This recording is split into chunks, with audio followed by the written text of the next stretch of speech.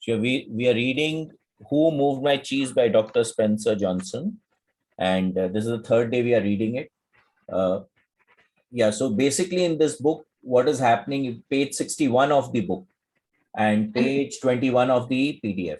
Now, basically what is happening in this book is there are four characters. So there is one character, Hugh, who just doesn't want to move. He wants to be stuck with wherever he is.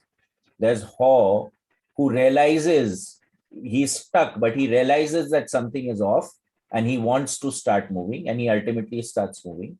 There is Sniff, who actually sniffs the environment, figures out what to do, and then does it. And there is the other mouse, which just runs into whatever he is doing. So he just bashes into it. So the idea in the book basically is that we need to actually recognize which of the four we are and which of them do we want to be. So that's the basic game that is there in this particular book.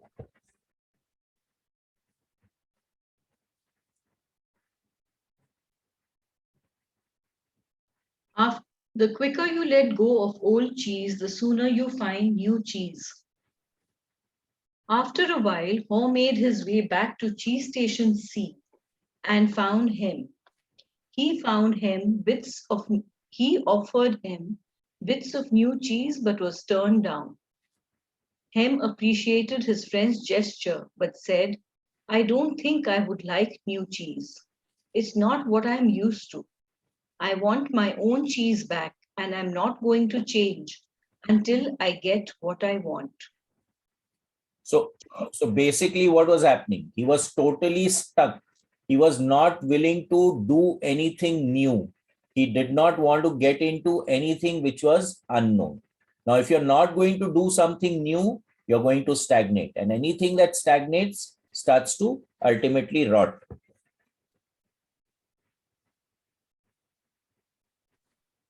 Haw just shook his head in disappointment and reluctantly went back out on his own.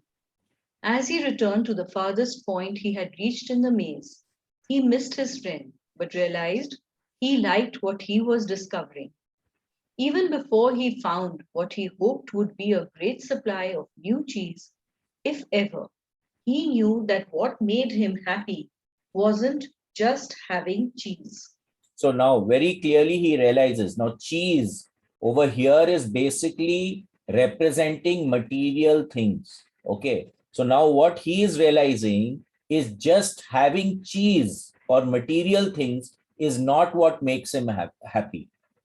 Doing things, enjoying oneself in whatever the situation may be is what makes him happy.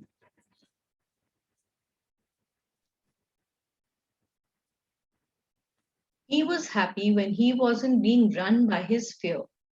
He liked what he was doing now. Knowing this, Haw didn't feel as weak as he did when he stayed in Cheese Station C with no cheese. Just realizing he was not letting his fear stop him and knowing that he had taken a new direction nourished him and gave him strength. So again, what is happening? When he was stuck in Cheese Station C, he was allowing fear to run him.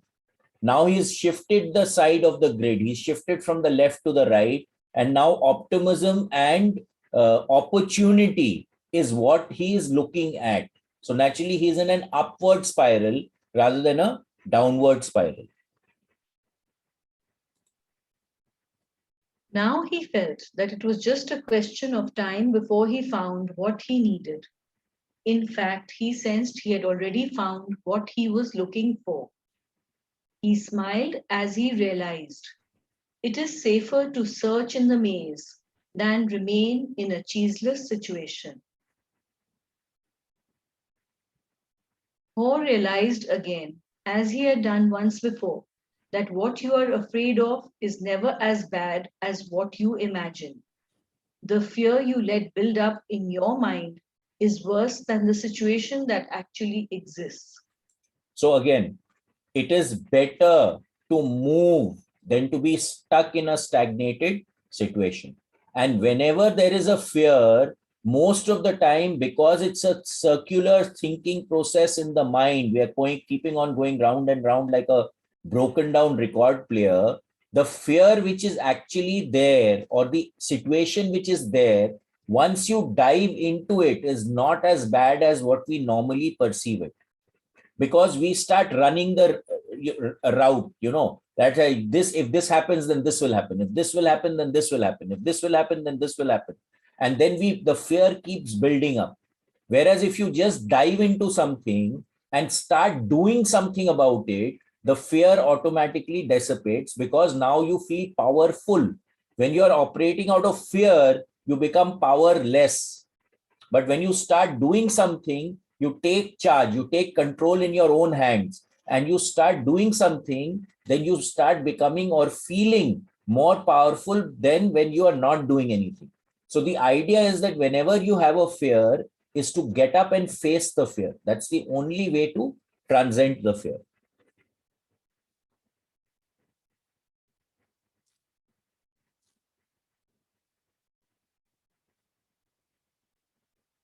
Now he felt that it was just a question of time before he found what he needed. In fact, he sensed he had already found what he was looking for. He smiled as he realized it is safer to search in the maze than remain in a cheeseless situation. Ho realized again, as he had done once before, that what you are afraid of is never as bad as what you imagine. The fear you let build up in your mind is worse than the situation that actually exists. He had been so afraid of never finding new cheese that he didn't even want to start looking. But since starting his journey, he had found enough cheese in the corridors to keep him going. Now he looked forward to finding more. Just looking ahead was becoming exciting. So now just looking ahead, right?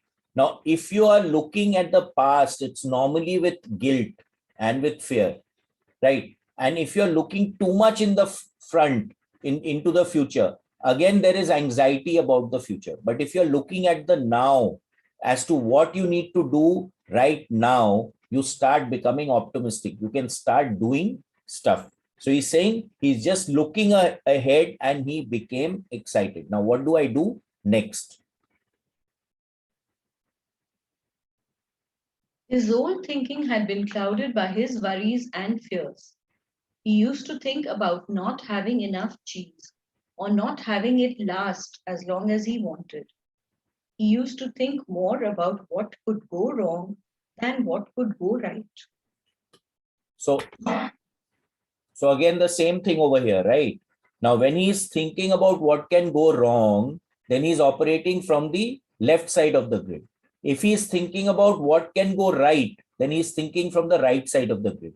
And whatever manifests in your life is what you're paying attention to. So if you're paying attention to what can go right, then what can go right is going to manifest more in your life rather than what can go wrong. So again, when I'm doing biofield tuning, one thing I've again seen, I've repeated this before, when we are taking the Earth sun star back and it gets stuck at the eye level, it clearly indicates that the person needs to pay attention to what the person is noticing, right? Is it depleting stuff or is it uplifting stuff? And as soon as that shift comes, that block clears up.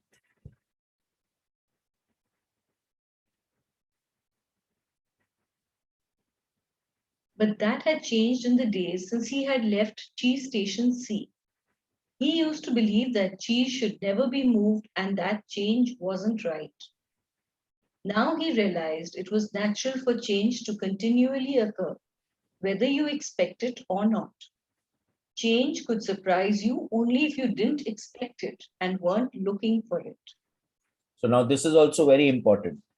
Something is absolutely true, right? Change. Everything is constantly changing, whether we like it or not, right? Even I've mentioned this before again, that every cell in our body, in 7 years, every cell is changed, but we are still present. We are still here. Having said that, everything changes. The more you can anticipate change, the more you can actually be prepared for the change, the more resilient you can become during change, the better off you are. Then it doesn't hit you like a hammer on the head. You are expecting it, and then you shift or you flow into the change rather than it hitting you on the face. When he realized he had changed his beliefs, he paused to write on the wall. Old beliefs do not lead you to new cheese. So now this becomes very important, right? We all are living in a box. Robert Monroe in the Gateway Voyage, we show a movie, it's called Joshua in the Box. It shows very clearly that all of us are living in the box and all of us have to poke holes in that box to get out of that particular box. So it is our belief systems that we need to transcend. We need to expand our consciousness. We need to expand our awareness and get out of our belief systems. Because if we are stuck in the old beliefs, we can get nothing new into our life. So very clearly, old beliefs do not lead you to new cheese. So it doesn't, if you're stuck with your old beliefs, you're not going to get anything new into your life. So again, that question, when was the last time you did something new? Right? If you're not doing something new, then you are stagnating. And anything that stagnates will rot.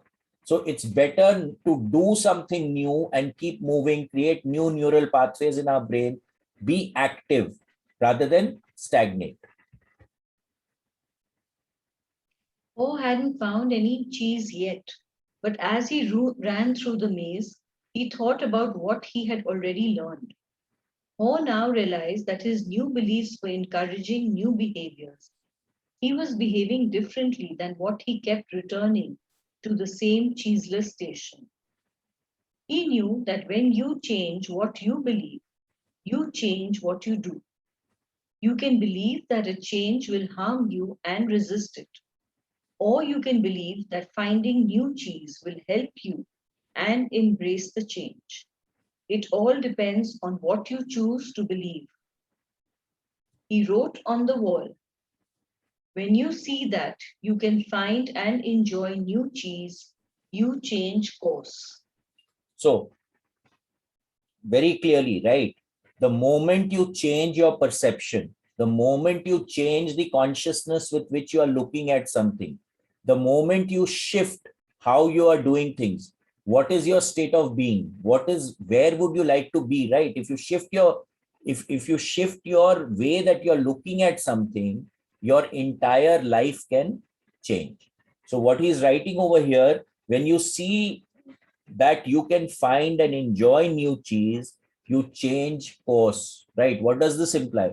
That if you change your perspective of the way that you're looking at something, you change the way that you're doing things, you change the way that you're behaving, you change your thoughts, and then everything starts to feel new. You can find new things. And even in the old, let me tell you, over here, he's implying you'll find new things, but even in the old things, if you change your perspective of looking at it, you will find an aha moment in even the old. But you have to change your state of consciousness, the way that you're looking at something.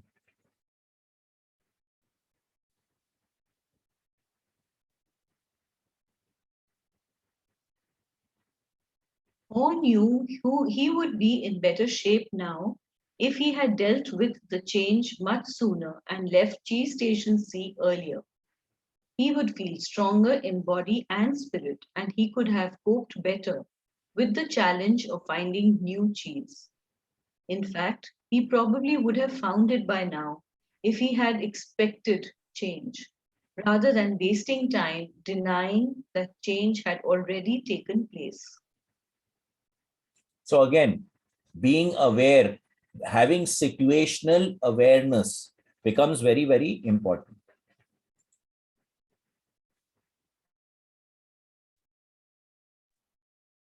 He used his imagination again and saw himself finding and savoring new cheese. He decided to proceed into the more unknown parts of the maze.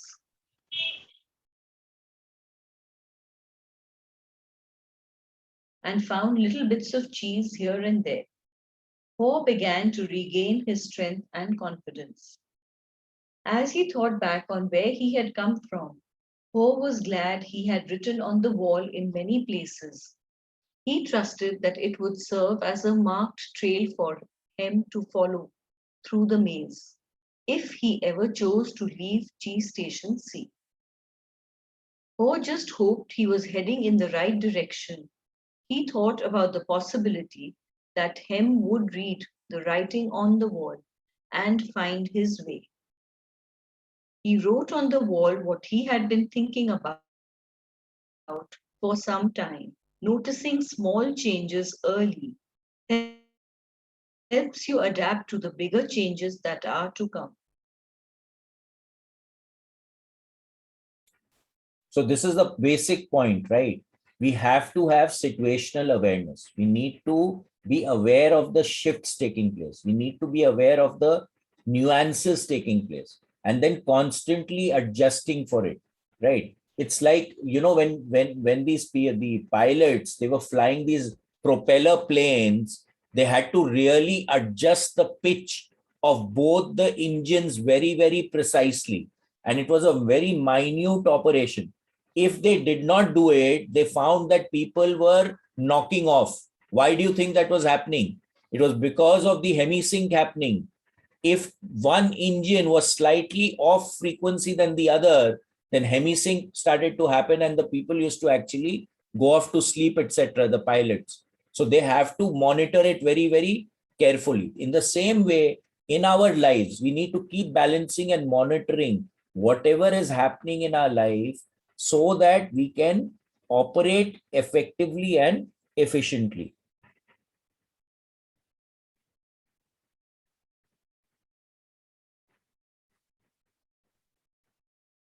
By now, by now, Ho had let go of the past and was adapting to the present. He continued on through the maze with greater strength and speed, and before long it happened. When it seemed like he had been in the maze forever, his journey, or at least this part of his journey, ended quickly and happily. Ho proceeded along a corridor that was new to him, rounded a corner, and found new cheese at Cheese Station N. When he went inside, he was startled by what he saw. Piled high everywhere where was the greatest supply of cheese he had ever seen. He didn't recognize all that he saw, as some kinds of cheese were new to him. Then he wondered for a moment whether it was real or just his imagination until he saw his old friends, Sniff and Scurry. Sniff welcomed Ho with a nod of his head, and Scurry waved his paw. Their fat little bellies showed that they had been here for some time. Ho quickly said his hellos and soon took bites of every one of his favorite cheeses.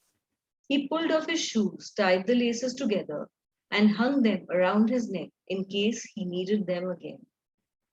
Sniff and Scurry laughed. They nodded their heads in admiration.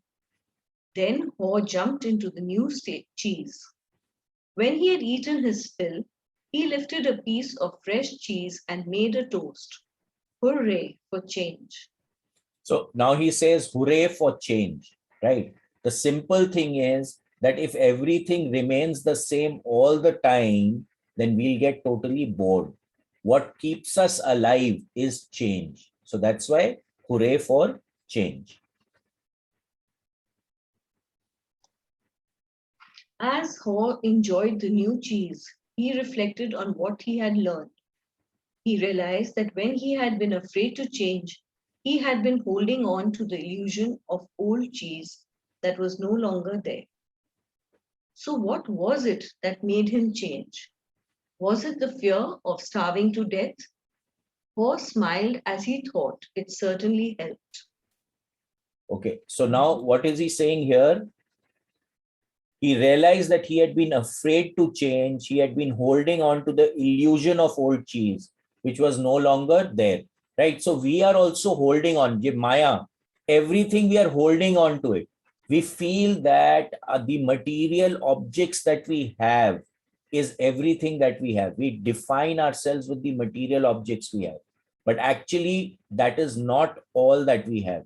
The moment we start operating at higher consciousness states, we understand there is much more to our states of being than just having the old cheese or the material objects that we have. There's a lot more to do, a lot more to learn, lot more to experience than what we have actually experienced. So we must always be in awe of change. We must always welcome change when it happens. And the people who welcome change move faster, they grow, they transcend their fears, and they act and they are literally happy. Let's put it that way.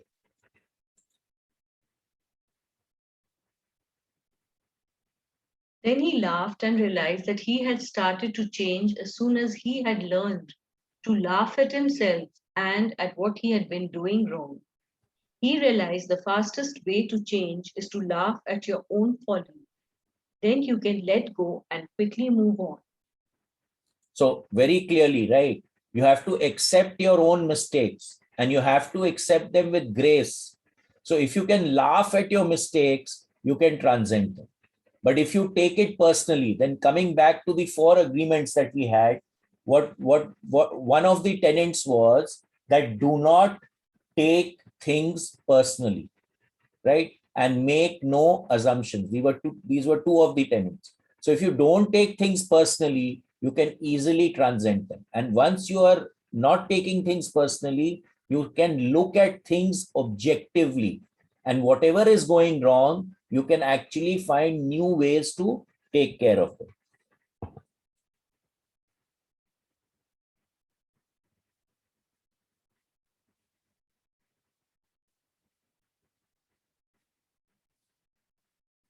He knew he had learned something useful about moving on from his mice friends, Sniff and Scurry. They kept life simple. They didn't overanalyze or overcomplicate things when the situation changed. And the cheese had been moved. They changed and moved with the cheese. He would remember that. So again, the more simple you keep things, the less complicated you have things going on, the less of a facade you have, the easier it will be for you to change. The more, because you're being your authentic self, right? Now, if you have a facade, you're attempting to project something that you're not, then change becomes difficult because you have to maintain that facade. If you see our forefathers, they always lived life very frugally. They did not have any tamjam, right? We all of us, I mean, people in our generation, we have a lot of tamjam around us. We have a lot of, this thing to our material possessions. If you see our grandfathers and great grandfathers, they used to do a lot of charity, but they used to live themselves frugally, and they were very, very fast in moving in things, whereas we get stuck because of our material comforts, right? So that adjustment, that quick change, we are not able to do it. But the idea is that we need to start being able to make the change quickly. Amita Bhabi, you're annotating. Please don't annotate.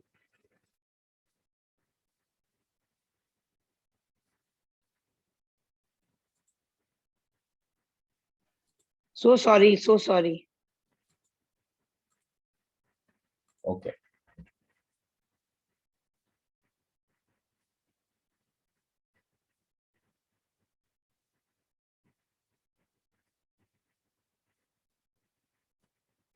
Ho had also used his wonderful brain to do what little people do better than mice.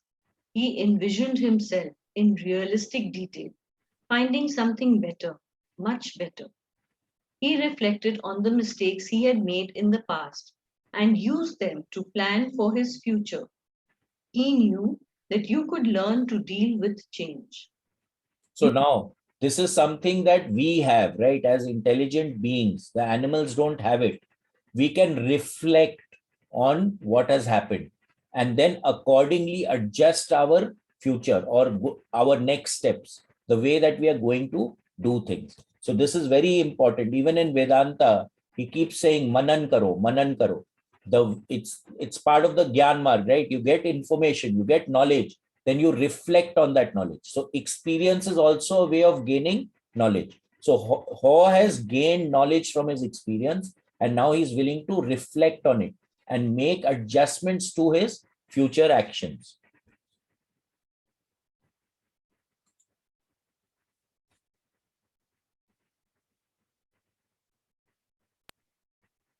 You could be more aware of the need to keep things simple, be flexible, and move quickly. You did not need to overcomplicate matters or confuse yourself with fearful beliefs. You could notice when the little changes began so that you would be better prepared for the big change that might be coming. He knew he needed to adapt faster, for if you do not adapt in time, you might as well not adapt at all. He had to admit that the biggest inhibitor to change lies within yourself and that nothing gets better until you change. So the biggest inhibitor to change is yourself. So most of the time we will find that we ourselves have to step out of the way and allow the flow to come into our lives. Allow that inspiration, what we were reading in Zero Limits, right? Allow the inspiration into our life. We have to reflect, we have to understand, and then move ahead.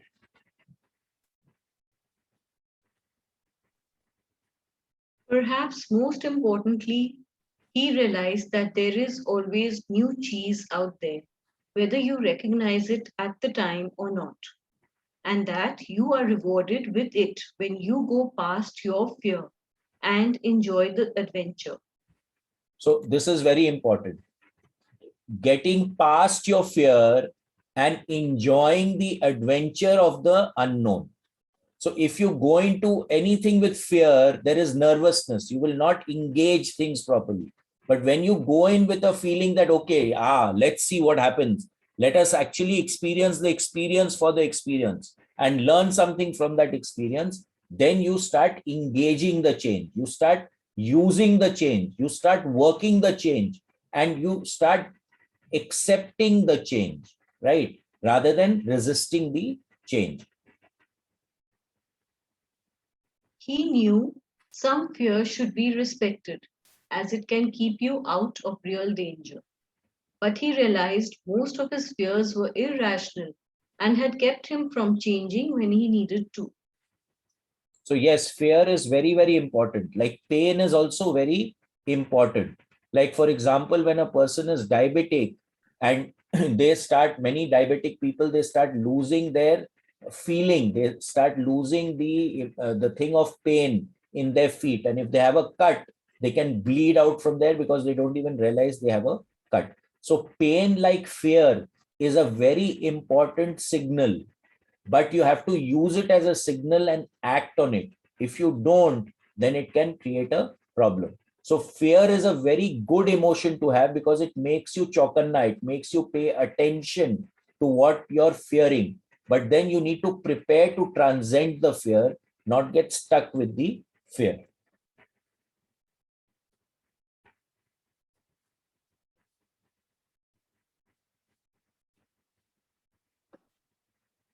He knew some fear should be respected as it can keep you out of real danger. But he realized most of his fears were irrational and had kept him from changing when he needed to. He didn't like it at the time, but he knew that the change had turned out to be a blessing in disguise, as it led him to find better cheese. He had even found a better part of himself. As Ho recalled what he had learned, he thought about his friend Him. He wondered if Him had read any of the sayings Ho had written on the wall at Cheese Station C and throughout the maze. Had Him ever decided to let go and move on? Had he ever entered the maze and discovered what could make his life better? Or was Him still hemmed in because he would not change?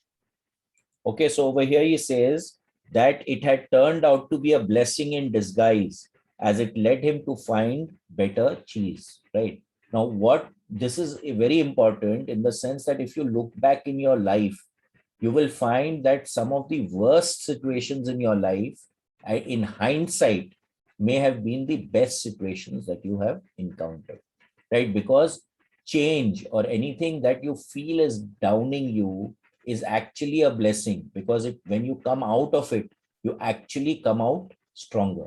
So many times when I'm going to clients and there's a downturn, I tell them that it's a very good thing, because now you will pay attention. You will cut the flab that you have created. You will pay attention on systems. You will monitor things in a more precise and a more efficient manner. So the whole organization will get tuned up again. If no bad time comes, then people tend to get fat and lethargic, right? So little bit of bad times is actually good. So change is actually good in our lives. Ho thought about going back to Cheese Station C to see if he could find him, assuming that Ho could find his way back there. If he found him, he thought, he might be able to show him how to get out of his predicament. But Ho realized that he had already tried to get his friend to change. Hem had to find his own way, beyond his comforts and past his fears. No one else could do it for him or talk him into it. He somehow had to see the advantage of changing himself. So now this is extremely important, right? You can take the donkey to the well, but you cannot make the donkey drink. Now, this is where most of us go wrong, where we actually start taking responsibility to change the other person. This is again something that we learned about in zero limits, where zero limits, the process is not applied on someone else. You apply it on yourself. So you are taking responsibility for yourself or what is occurring in your field. You are not taking responsibility for what is occurring in someone else's field. So over here, he very clearly said, he realized, yeah. So Hem had to find his own way beyond his comforts and his fears. No one else could do it for him or talk him into it.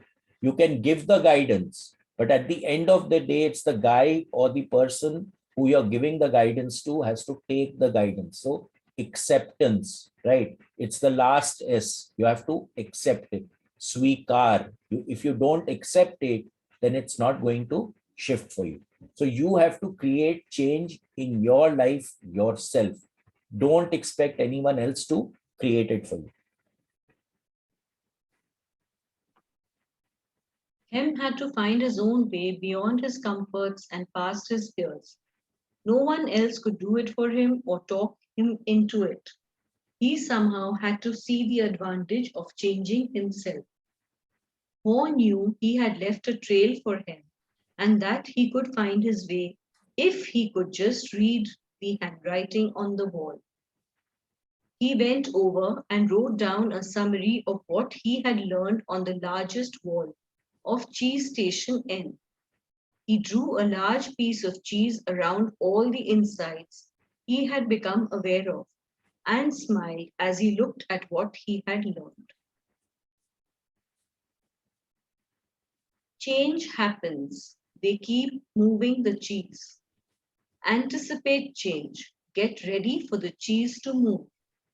Monitor change. Smell the cheese often so you know when it is getting old. Adapt to change quickly. The quicker you let go of old cheese, the sooner you can enjoy new cheese. Change. Move with the cheese. Enjoy change. Savor the adventure and enjoy the taste of new cheese. Be ready to change quickly and to enjoy it again and again. They keep moving the cheese.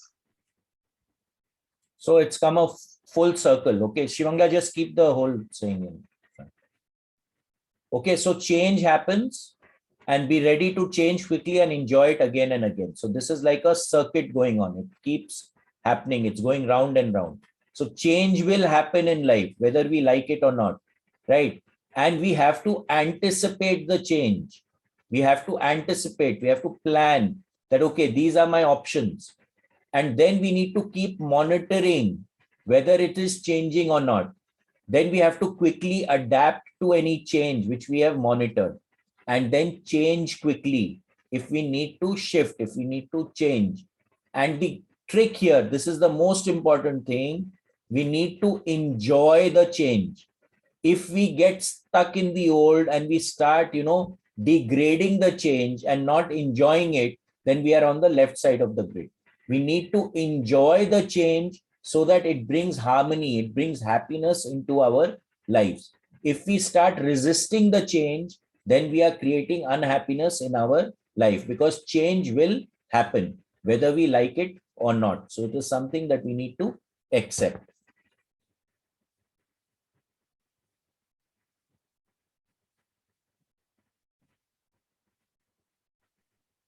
Ho realized how far he had come since he had been with him in Chi Station C, but knew it would be easy for him to slip back if he got too comfortable. So each day he inspected Chi Station N to see whatever he could do to avoid being surprised by unexpected change. While Ho still had a great supply of cheese, he often went out into the maze and explored new areas to stay in touch with what was happening around him. He knew it was safer to be aware of his real choices than to isolate himself in his comfort zone. So now he has learned that sitting in one place doing nothing and getting comfortable in a comfort zone, in that safe zone, is not good enough. We need to plan. We need to step out of the comfort zone. We need to experience new things. We need to go and explore. So it's very, very important. In fact, I would suggest to all of you that you should, most of the people here are our age, and all of us have children, and now we are going to have grandchildren, etc. I think we should encourage our children and our grandchildren to do new things, to attend new programs, to expand their horizon. Otherwise, they're going to get stuck in the rut and nothing is going to happen in their life. So exploration and doing new things is very, very important in life, which is something that Ho has now understood with his experience of Chi Station C. Then Ho heard what he thought was the sound of movement out in the maze. As the noise grew louder, he realized that someone was coming. Could it be that Hem was arriving? Was he about to turn the corner? Ho said a little prayer and hoped, as he had many times before, that maybe at last his friend was finally able to.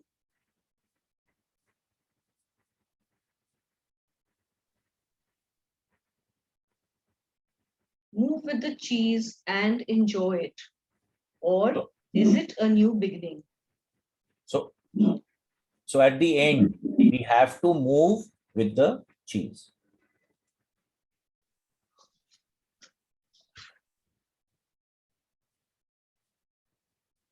A discussion later that same day. When Michael finished telling the story, he looked around the room and saw his former classmates smiling at him. Several thanked him and said they got a good deal out of the story. Nathan asked the group, "What would you think of getting together later and maybe discussing it?" Most of them said they would like to talk about it, and so they arranged to meet later for a drink before dinner. That evening, as they gathered in a hotel lounge, they began to kid each other about finding their cheese and seeing themselves in the maze. Then Angela asked the group good naturedly, "So, who were you in the story? Sniff, Scurry, Hem, or Ho?" Carlos answered, "Well, I was thinking about that this afternoon. I clearly remember a time before I had my sporting goods business when I had a rough encounter with change. I wasn't Sniff. I didn't sniff out the situation and see the change early. And I certainly wasn't Scurry. I didn't go into action immediately." I was more like him who wanted to stay in familiar territory. The truth is, I didn't want to deal with the change. I didn't even want to see it. Right. So most people, is that they don't want to deal with the change. And because they don't want to deal with it, they don't pay attention. So they don't even see it. They don't notice it. And this happens to the best of us. We get very comfortable in our comfort zone and we don't want to shift. Michael, who felt no time had passed since he and Carlos were close friends in school, asked, "What are we talking about here, buddy?" Carlos said, "An unexpected change of jobs." Michael laughed. "You were fired?" "Well, let's just say I didn't want to go out looking for new cheese. I thought I had a good reason why change shouldn't happen to me. So I was pretty upset at the time." So if you're not ready for change, if you're not preparing for change, then what happens when the change strikes you? You lose it, right? Because you're not ready, you're not prepared for that change. Some of their former classmates who had been quiet in the beginning felt more comfortable now and spoke up, including Frank, who had gone into the military. "Him reminds me of a friend of mine," Frank said. "His department was closing down, but he didn't want to see it. They kept relocating his people. We all tried to talk to him about the many other opportunities that existed in the company for those who wanted to be flexible, but he didn't think he had to change. He was the only one who was surprised when his department closed. Now he is having a hard time adjusting to the change he didn't think should happen." So he was stuck with his own view, right? He was not situationally aware. And then suddenly the department shut on him and now he's left without doing anything.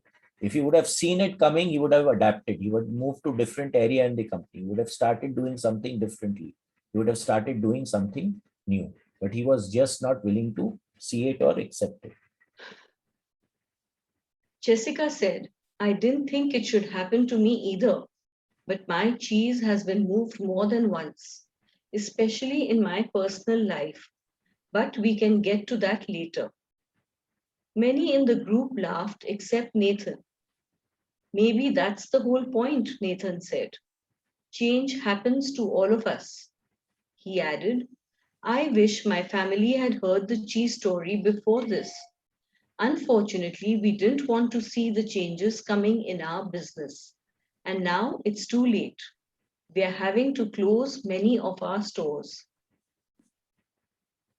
That's a So again, not anticipating the change has resulted in a collapse. So if you do not accept change, if you are not ready for the change, then you land up creating huge problems for yourself. That surprised many in the group because they thought Nathan was lucky to be in a secure business he could depend on year after year. "What happened?" Jessica wanted to know. "Our chain of small stores suddenly became old fashioned when the mega store came to town with its huge inventory and low prices. We just couldn't compete with that." So I basically they didn't adapt. They did not shift. And that resulted in the closing of the stores. Our chain of small stores suddenly became old fashioned when the mega store came to town with its huge inventory and low prices. We just couldn't compete with that. I can see now that instead of being like Sniff and Scurry, we were like him. We stayed where we were and didn't change. We tried to ignore what was happening, and now we are in trouble. We could have taken a couple of lessons from Ho, because we certainly couldn't laugh at ourselves and change what we were doing. So Laura, most of the time, when people don't want to change, they ignore what is happening around them.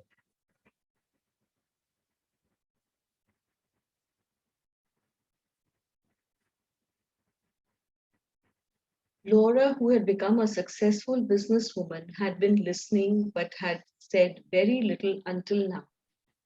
I thought about the story this afternoon too, she said. I wondered how I could be more like her and see what I'm doing wrong, laugh at myself, change, and do better. She said, I'm curious. How many here are afraid of change? No one responded, so she suggested, how about a show of hands? Only one hand went up. Well, it looks like we've got one honest person in our group, she said, and then continued. Maybe you like this next question better. How many here think others people are afraid of change? Practically everyone raised their hands. Then they all started laughing. What does that tell us? Denial, Nathan answered. Sure, Michael admitted. Sometimes we are not even aware that we are afraid. I know I wasn't when I first heard the story. I love the question, what would you do if you weren't afraid? This is beautiful, right? What would you do if you're not afraid? And that is the way that you need to act all the time, as if you're not afraid. And this is something that we need to keep asking ourselves every day. What would I do today if I was not afraid? Then Jessica added, well, what I got from the story is that change is happening everywhere and that I will do better when I can adjust to it quickly. I remember years ago when our company was selling our encyclopedia as a set of more than 20 books. One person tried to tell us that we should put a whole encyclopedia on a single computer disk and sell it for a fraction of the cost. It could be easier to update, would cost us so much less to manufacture, and so many more people could afford it. But we all resisted. So naturally, if you're selling a book, it's a high cost, so your profit margins are also higher. So putting it on a compact disc, if you did not do it, then you would shift, right? It became cheaper.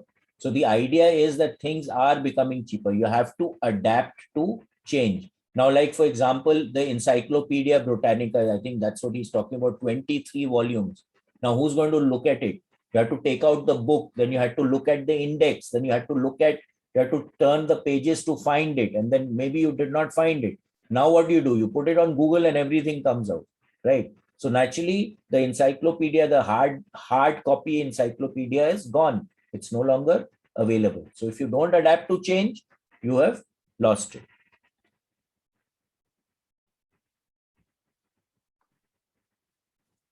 Why did you resist? Nathan asked. Because we believed then that the backbone of our business was our large sales force, who called on people door to door. Keeping our sales force depended on the big commissions they earned from the high price of our product.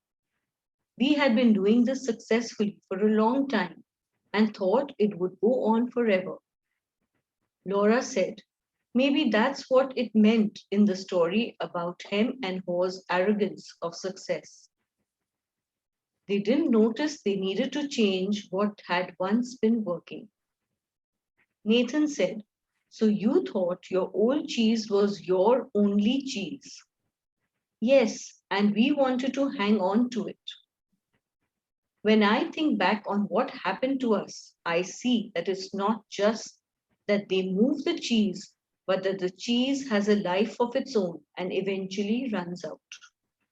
So ultimately, everything has to change. You have to shift, right? Even in the Vedanta talks, he constantly is telling us, why do you join school? To get out of school. Why do you go to a hospital? To get out of a hospital. Why are we here? To get out of this cycle of life and birth. So everything changes. Everything has a life. If you attempt to keep it for more than its life, it is not going to work. This is one thing that I've noticed when we go for energy field rectification to someone's house, etc. there is a way of calculating the age of harmony. I've spoken about this before. And if the age of harmony is over, then you will not be successful in that place. Things will start going wrong in spite of everything else being the same. Now, what happens, don't ask me, but I've seen it over and over again. If the age of harmony of a place vis-a-vis you is over, it will not serve you anymore, right? So we have to understand, we have to adapt to it, that everything has a life. And once that life is over, it is over. You have to let go. If you keep hanging on to it, you'll end up creating a problem for yourself.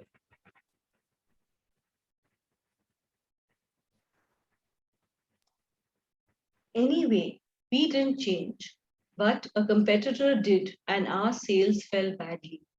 We've been going through a difficult time. Now, another big technological change is happening in the industry, and no one at the company seems to want to deal with it. It doesn't look good. I think I could be out of a job soon. It's May's time, Carlos called out. Everyone laughed, including Jessica. Carlos turned to Jessica and said, "It's good that you can laugh at yourself." Frank offered, "That's what I got out of the story. I tend to take myself too seriously. I noticed how Ho changed when he could finally laugh at himself and at what he was doing. No wonder he was called Ho." The group groaned at the obvious play on words. Angela asked, "Do you think that him ever changed and found new cheese?" Elaine said, "I think he did." "I don't," Corey said. "Some people never change and they pay a price for it. I see people like him in my medical practice. They feel entitled to their cheese. They feel like victims when if taken away and blame others. They get sicker than people who let go and move on." So again over here, right? If you don't move on and you feel that you're entitled to something. So again, when we look at the shift, we were talking about the shift in the states, right? He says moving from entitlement to humility. So humility means what? Gratitude, right? So if you're thinking you're entitled to something and then you'll get stuck to it, at some point it's going to come and bite your backside. So we need to shift into appreciation and gratitude from entitlement. Then Nathan said quietly, as though he was talking to himself, "I guess the question is, what do we need to let go of and what do we need to move on to?" No one said anything for a while. "I must admit," Nathan said, "I saw what was happening with stores like ours in other parts of the country, but I hoped it wouldn't affect us. I guess it's a lot better to initiate change while you can than it is to try to react and adjust to it. Maybe we should move our own cheese." This is beautiful, right? Maybe we should move our own cheese. So if we are moving our own cheese, that means we are taking responsibility for the change. And when we take responsibility for the change, we are in control. We can adjust it, we can monitor it, we can calibrate it so that we get the best out of the change. This is very important statement. Maybe we should move our own cheese. "What do you mean?" Frank asked. Nathan answered, "I can't help but wonder where would we be today if we had sold the real estate under all our old stores and built one great modern store to compete with the best of them." Laura said, "Maybe that's what Homer meant when he wrote on the wall, 'Savor the adventure and move with the cheese.'" Frank said, "I think some things shouldn't change. For example, I want to hold on to my basic values, but I realize now that it would be better off if I had moved with the cheese a lot sooner in my life."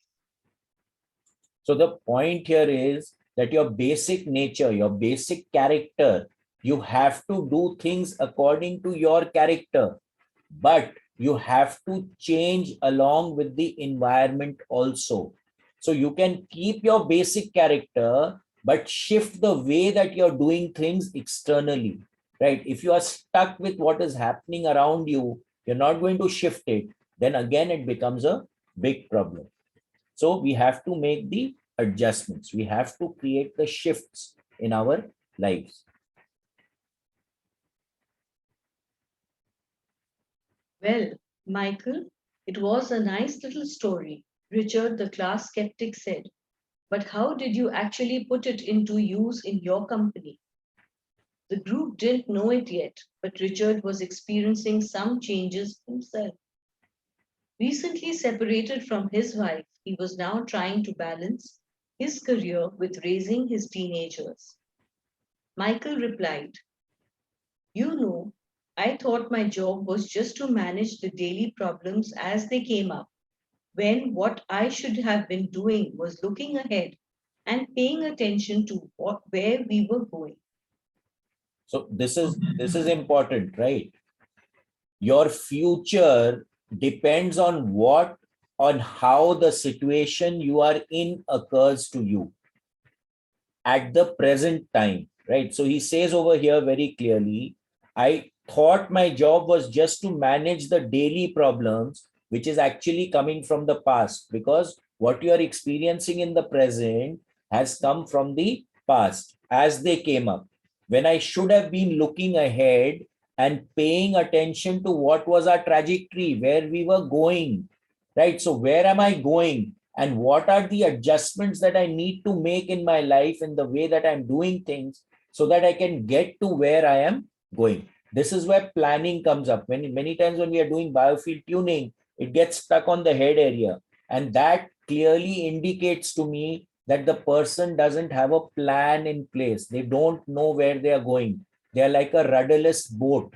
So if you do not know where you're going or have an intent at least, you're not saying that no, this is the way that it will manifest, but at least have an intent, have a goal which you can daily adjust and monitor so that you're going, the trajectory is taking you to the place that you want to get to. If you don't do that, then you are like a rudderless boat. You don't know where you're going, right? So that becomes very, very important.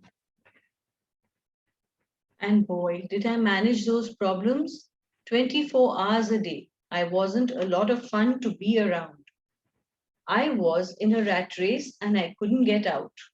So again, if you are stuck in a rat race, you're competing with others, then you become a problem for yourself. What we need to do is keep raising our internal bar. If I've done 5 push-ups today, I can push myself to do 7 push-ups. And once 7 stabilizes, I can push myself to do more. So the main thing that we need to monitor is, are we growing? Are we being able to adapt to the situation? Are we being able to adapt to the change? That is what we need to monitor in a very, very good way instead of being in the rat race. Because if you are in the rat race, you will keep running. You are not going to stop anywhere. Laura said, "So you were managing when you needed to be leading?" "Exactly," Michael said. "Then when I heard the story of Who Moved My Cheese, I realized my job was to paint a picture of new cheese that we would all want to pursue, so we could enjoy changing and succeeding, whether it was at work or in life." Nathan asked, "What did you do at work?" "Well, when I asked people in our company who they were in the story, I saw we had every one of the 4 characters in our organization. I came to see that the Sniffs, Scurries, Hems, and Haws each needed to be treated differently." So that's very important, right? Each of the characters has their own benefits. And if you put a square peg in a round hole, it is not going to work. So understanding the capabilities, the characters, the propensity of people who are working around you as a leader becomes very, very important. Our sniffs could sniff out changes in the marketplace, so they helped us update our corporate vision. They were encouraged to identify how the changes could result in new products and services our customers would want. The sniffs loved it and told us they enjoyed working in a place that recognized change and adapted in time. Our scurries liked to get things done, so they were encouraged to take actions based on the new corporate vision. They just needed to be monitored so they didn't scurry off in the wrong direction. They were then rewarded for actions that brought us new cheese. They liked working in a company that valued action and results. What about the haws, hems and haws?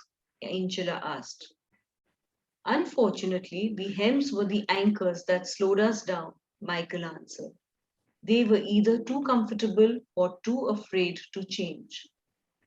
Some of our hems changed only when they saw the sensible vision we painted that showed them how changing would work to their advantage. Our hems told us they wanted to work in a place that was safe, so the change needed to make sense to them and increase their sense of security. When they realized the real danger of not changing, some of them changed and did well. The vision helped us turn many of our hymns into whores. So what is happening? We need to get people on the same page so that efficiency can be achieved, right? Whenever people are in contradiction with each other, then success will not be achieved. So we are all of different natures. If we want a company to grow, then we need to manage all the people in a way that they feel safe and secure. What did you do with the hymns who didn't change? Frank wanted to know. We had to let them go, Michael said sadly. We wanted to keep all our employees, but we knew if our business didn't change quickly enough, we would all be in trouble. Then he said, the good news is that while our whores were initially hesitant, they were open minded enough to learn something new, act differently, and adapt in time to help us succeed. They came to expect change and actively look for it. Because they understood human nature, they helped us paint a realistic vision of new cheese that made good sense to practically everyone. They told us they wanted to work in an organization that gave people the confidence and tools to change. And they helped us keep our sense of humor as we went after our new cheese. Richard commented, you got all that from a little story? Michael smiled. It wasn't the story, but what we did differently, based on what we took from it. Angela admitted, I'm a little bit like him, so for me, the most powerful part of the story was when Ho laughed at his fear and went on to paint a picture in his mind where he saw himself enjoying new cheese. It made going into the maze less fearful and more enjoyable, and he eventually got a better deal. That's what I want to do more often. So again, shifting from the left to the right, right? That's very, very important. I'm seeing again and again, the more we operate from the right side of the grid, the better off we are in every situation. And when we are operating from there, we will be ready to experience the change.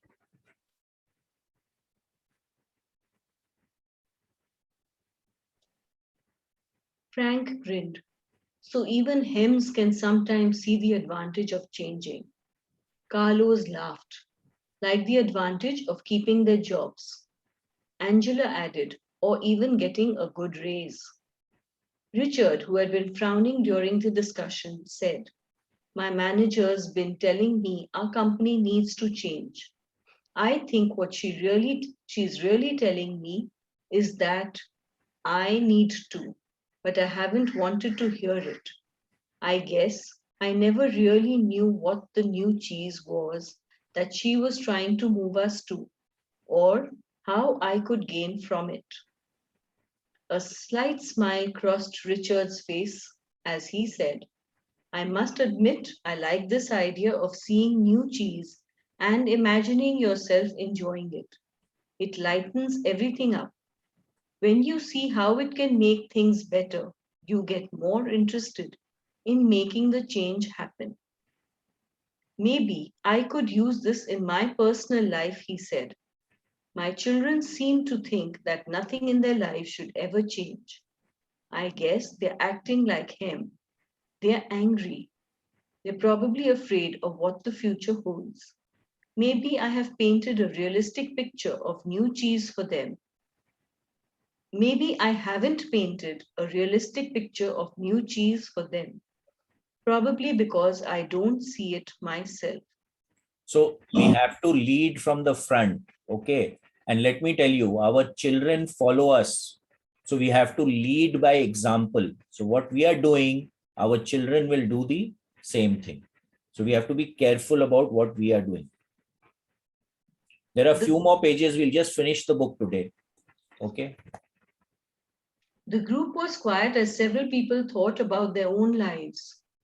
Well, Jessica said, most people here have been talking about jobs, but as I listened to the story, I also thought about my personal life. I think my current relationship is old cheese that has some pretty serious mold on it. Corey laughed in agreement. Me too.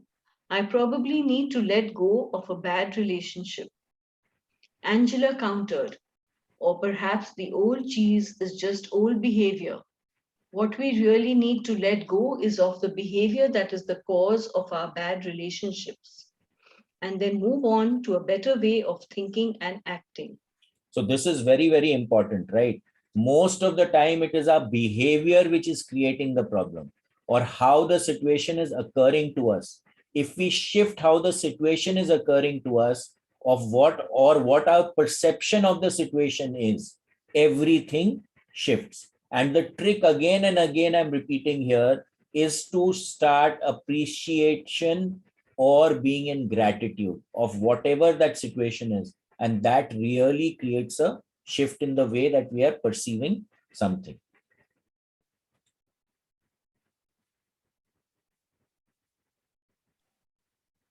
Ouch, Corey reacted. Good point. The new cheese is a new relationship with the same person. Richard said, I'm beginning to think there is more to this than I thought. I like the idea of letting go of old behavior instead of letting go of the relationship. Repeating the same behavior will just get you the same results. So if you are not going to do things differently, you cannot expect a different result. We say this over and over again.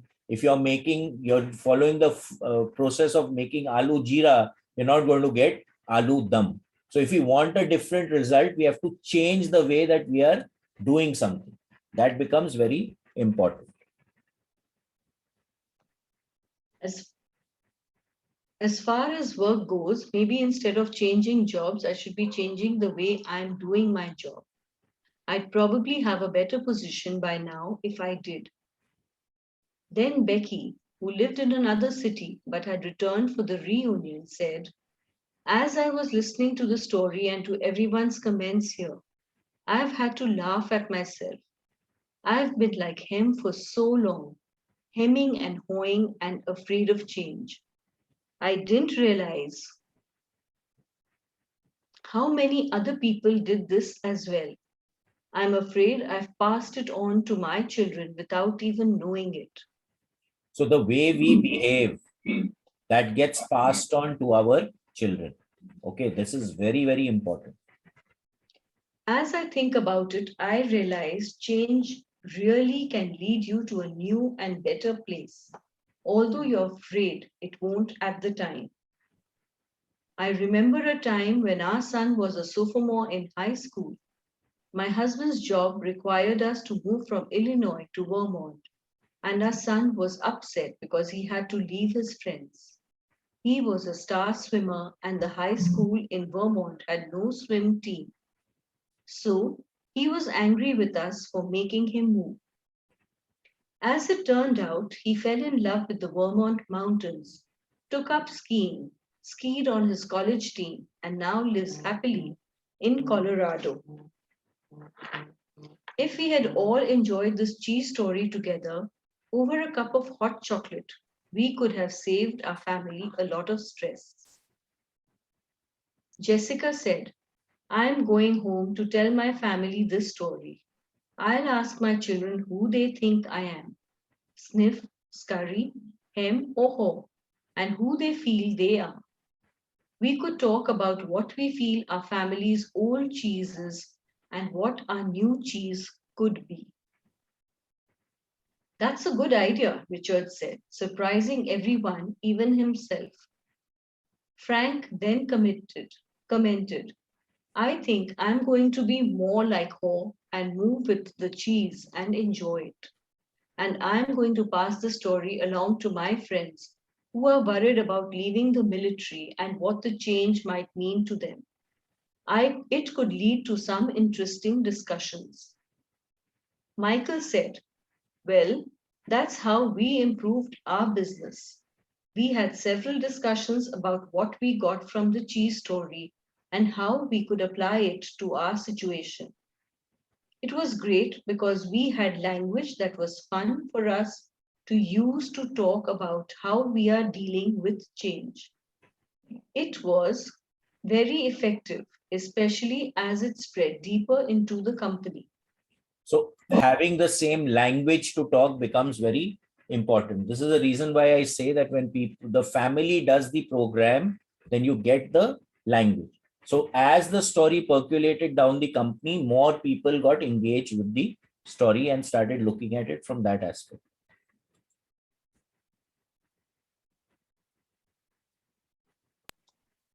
Nathan asked, what do you mean by deeper? Well, the further we went into our organization, the more people we found who felt they had less power.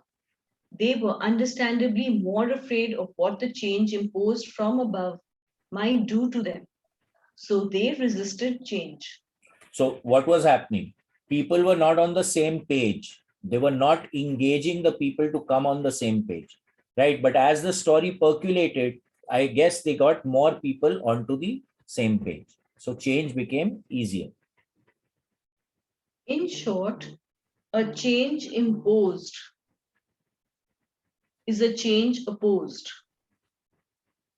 But when the cheese story was shared with literally everyone in our organization, it helped us change the way we looked at change. It helped everyone laugh or at least smile at their old fears and want to move on. I only wish I'd heard the cheese story sooner, Michael added. How come? Carlos asked. Because by the time we got around to addressing the changes, our business had already fallen off so badly that we had to let people go, as I said earlier, including some good friends. It was hard on all of us. However, those who stayed and most of those who left said the cheese story helped them see things differently and eventually go better. Those who had So if you're ready for change, right? Again, even if they had to leave the company, it was a change. Now they were ready to accept the change. And then it automatically works better for them.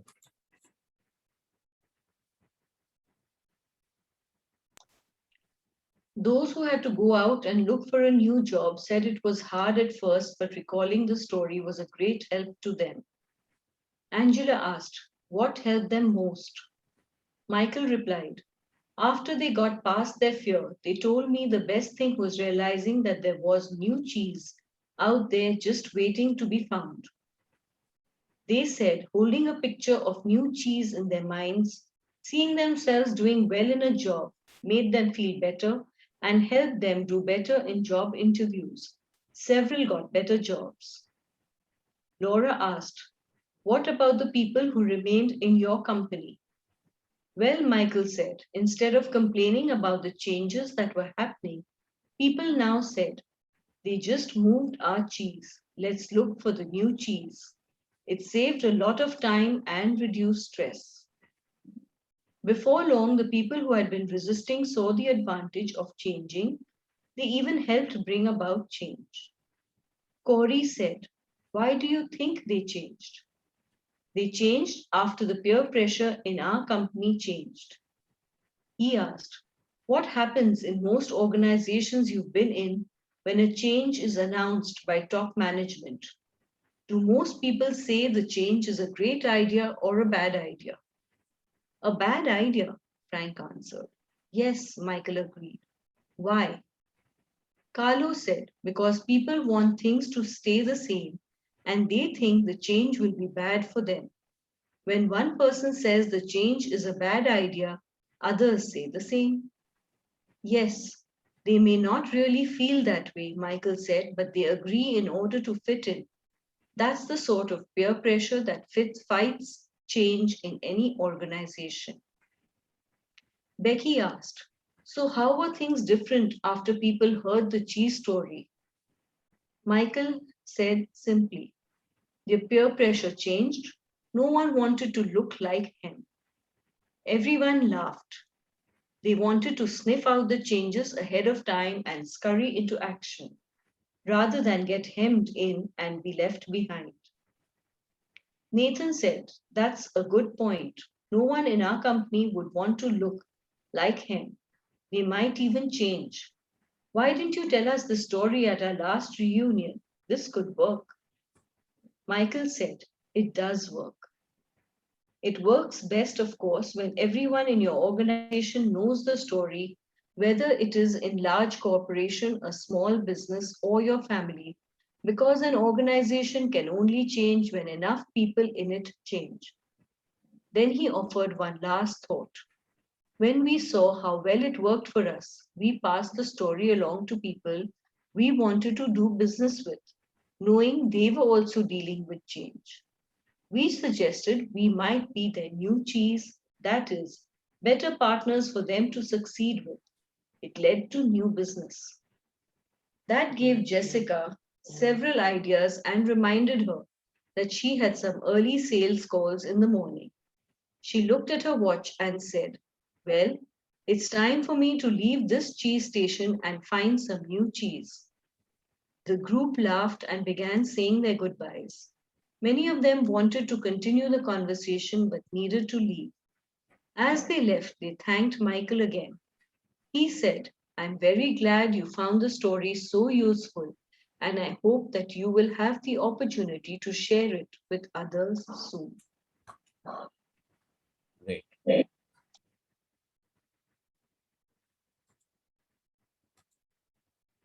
Yeah.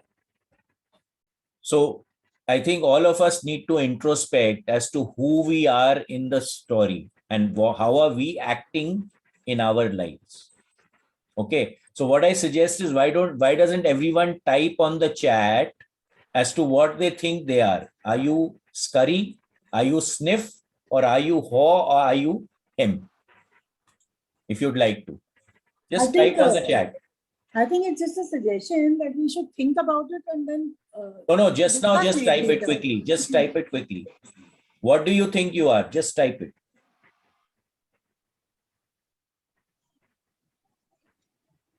I think So Aisha says haw. A bit of sniff, mostly haw. Okay. Everyone is haw.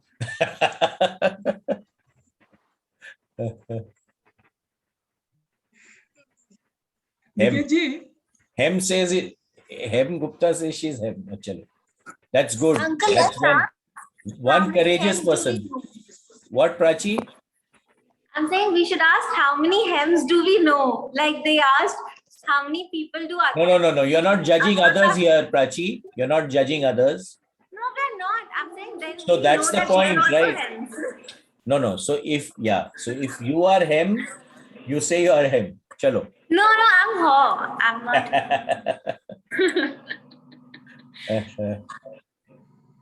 Little bit of hem sometimes. Yeah.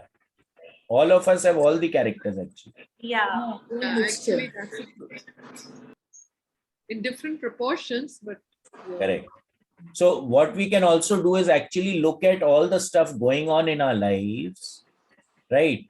And in which area are we hem? in which area are we ho, in which area we are sniff, and which area are we scurry.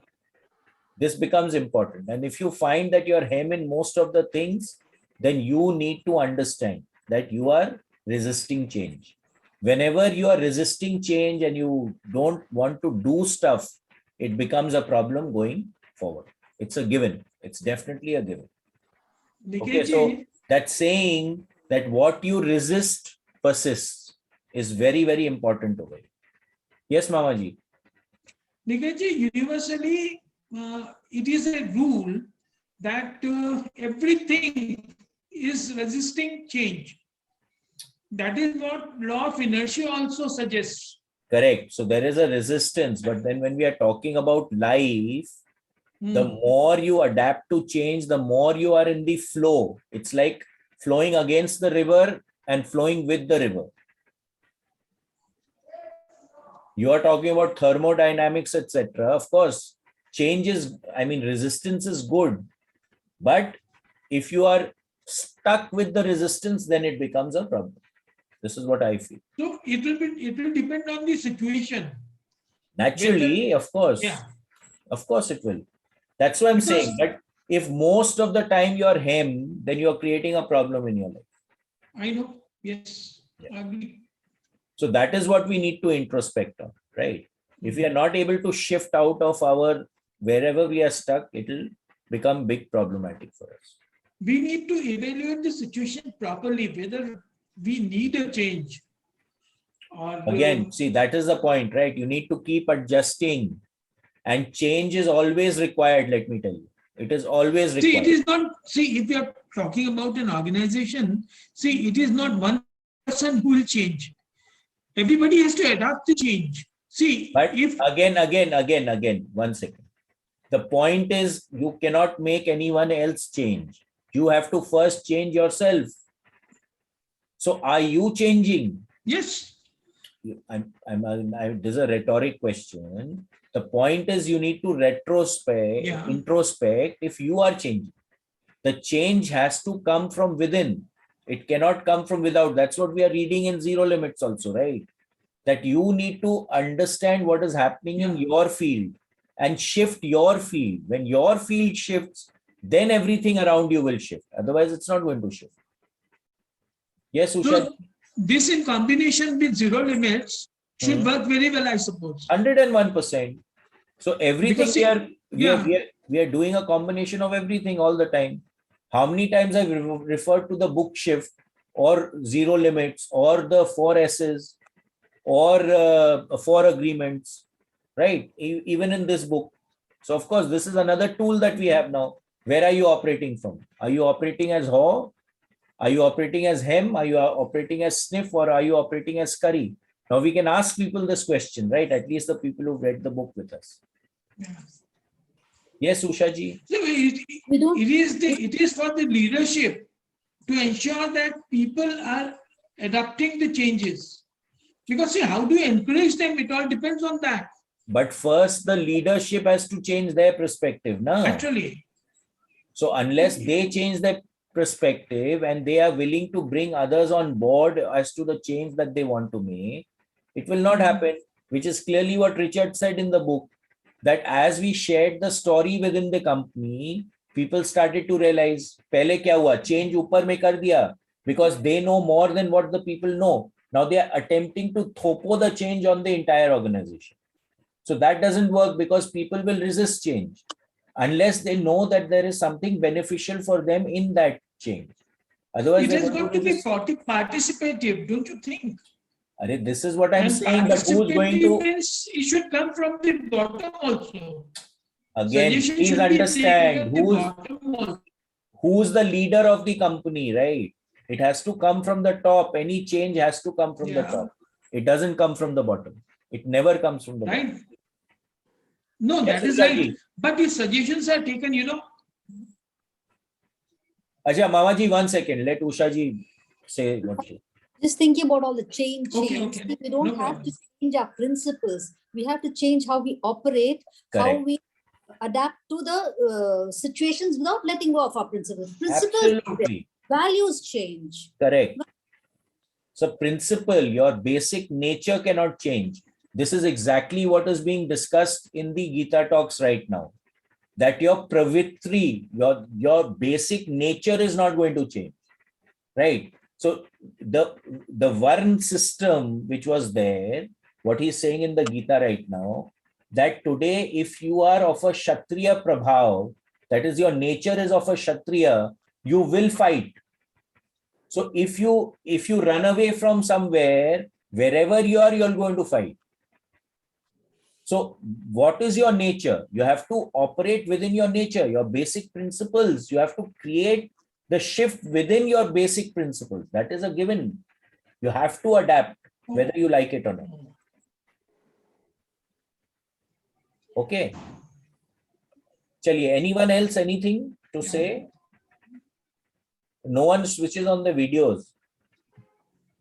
It was nice to revisit the book with the whole Yeah, company. It's a very, very nice book. That's why I felt we should do it. From Monday, we are going to start Rich Dad, Poor Dad. Let's see how that one goes. Okay. Chaliye, anyone else, anything? Otherwise, we'll wrap up. Okay. Stop the recording. Yeah.